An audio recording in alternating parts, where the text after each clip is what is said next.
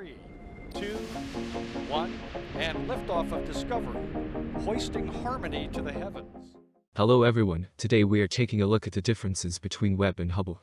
With the James Webb Space Telescope well on its way to L2, assuming everything goes according to plan, we will be provided with some of the most incredible images and information about the history of our universe and more. More than 30 years ago in 1990, the Hubble Telescope was launched into space with similar goals and excitement. However, after a long time, technology along with our understanding has changed and caused some major differences between these two telescopes. There is a long list of differences between the JWST and Hubble that each serves a specific purpose and goal. Some of the main differences include the distance each telescope can see, the wavelength, size, and more, all of which combine to make Webb stand out from previous telescopes such as Hubble. These same changes are meant to expand our knowledge and understanding of the universe we live in. The Hubble telescope was considered a marvel of technology when launched into space. Escaping Earth's atmosphere provided invaluable information that we never had access to prior.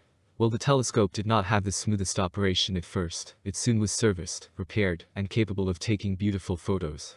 This has helped it continue to be in operation over 30 years later now in 2022. JWST and Hubble background. Right now, the James Webb Space Telescope is on its way to L2 and nearing the end of its deployment phase. As for the Hubble, it's still orbiting Earth right now around 570 kilometers from the surface. While Webb has only been in space for a few weeks now, the Hubble has been orbiting our planet and taking photos for over 3 decades. Oftentimes people call the JWST a replacement for Hubble, but NASA calls it a successor. Webb's science goals along with many different decisions made throughout the telescope were motivated by results from Hubble. Its science pushed us to look to longer wavelengths and see further into space than what Hubble was capable of. Specifically, more distant objects are more highly redshifted, and their light is pushed from the UV and optical into the near-infrared. This means that observations of these distant objects such as early galaxies and more require an infrared telescope. Another reason that the JWST is not a replacement for Hubble is due to the fact that the telescope's capabilities are not identical. Webb will primarily look at the universe in the infrared, while Hubble studies it primarily at optical and ultraviolet wavelengths. In addition, there is also a large list of major differences between both telescopes, such as size, distance, and more that play into the role of whether or not Webb is a replacement or not. In the end, the goal is for both telescopes to be fully operational and continue to take in valuable images.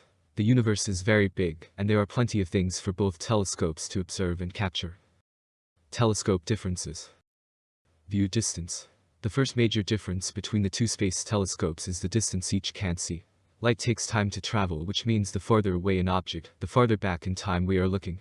When comparing Hubble and Webb, there are some big differences in what each telescope is expected and can see. Hubble can see the equivalent of toddler galaxies, and Webb is expected to be able to see baby galaxies. One of the reasons for the JWST's extended range has to do with it being an infrared telescope.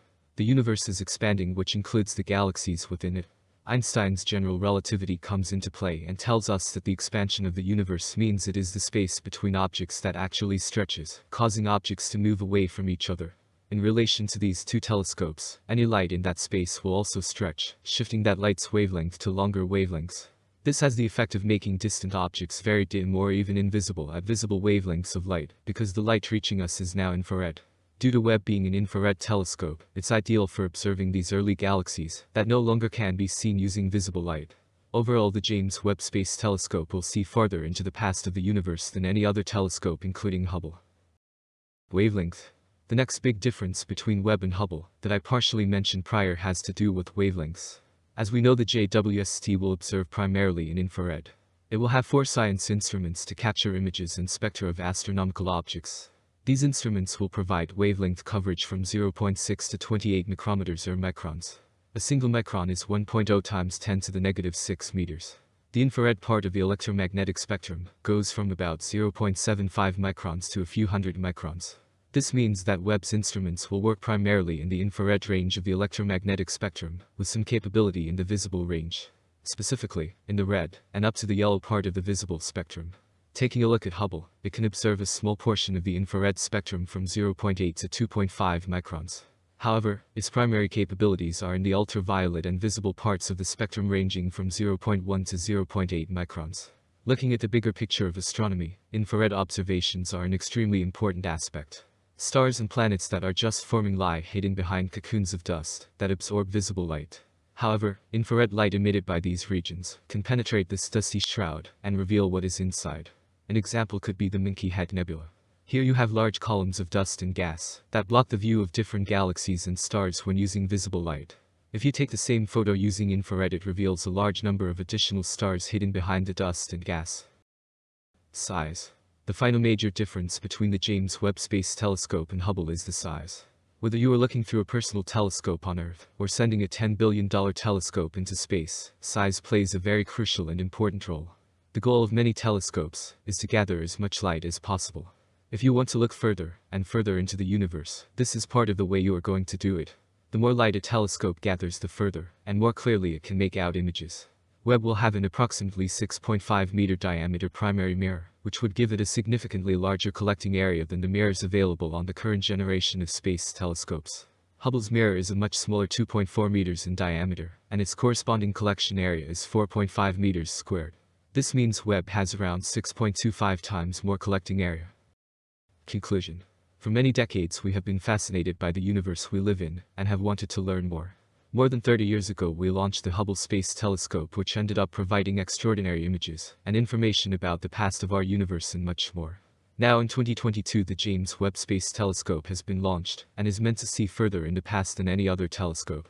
While not a replacement, these two telescopes have some big differences, including view distance, wavelength, and size.